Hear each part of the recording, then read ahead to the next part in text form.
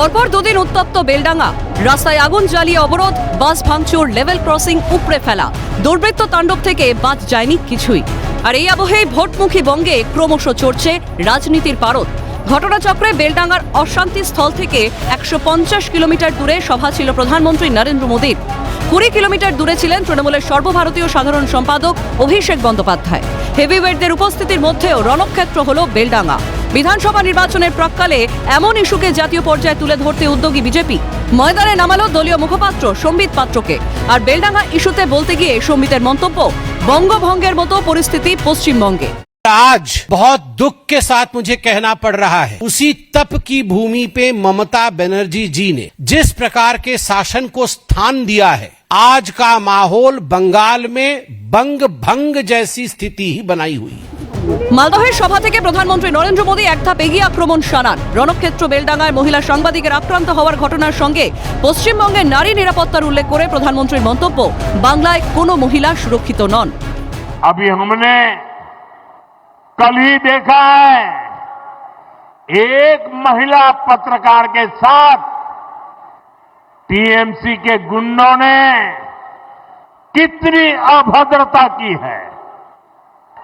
TMC के राज में school, college और यूनिवर्सिटी में भी बेटियां सुरक्षित नहीं है। यहां शासन प्रशासन में निर्ममता ऐसी है कि बेटियों की कोई सुनवाई नहीं होती। খোদ প্রধানমন্ত্রী মুখ খোলায় বেলডাঙ্গা ইস্যু যে জাতীয় রাজনীতির দৃষ্টি আকর্ষণ করেছে তার বলার অপেক্ষা রাখে না। তবে এখানেই থেমে থাকেনি গেরুয়া শিবির, কৌশলে কাজে লাগিয়েছে কেন্দ্রীয় মন্ত্রিসভার সদস্যকেও।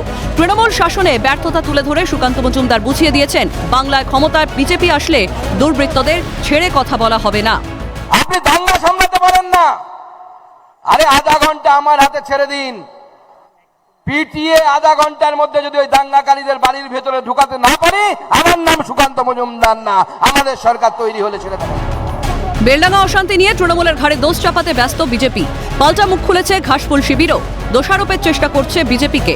একই সঙ্গে বিঁধেছে নতুন তৈরি হওয়া জনতা উন্নয়ন পার্টিকেও। বস্তুত মুর্শিদাবাদ জনতা উন্নয়ন পার্টির চেয়ারম্যান হুমায়ুন কবিরেরও জেলা। বেলডাঙ্গার অশান্তি ইস্যুতে তৃণমূলের সর্বভারতীয় সাধারণ সম্পাদক অভিষেক বন্দ্যোপাধ্যায় বিজেপি এবং জুপকে কাঠগড়ায় তুলেছেন।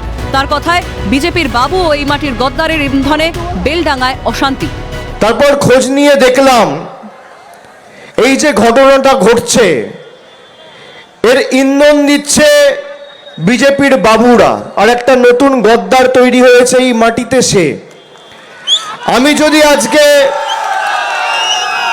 যদি আজকে এখানে না আসতাম তাহলে সেই গদ্দারদের অক্সিজেন দেওয়া হতো।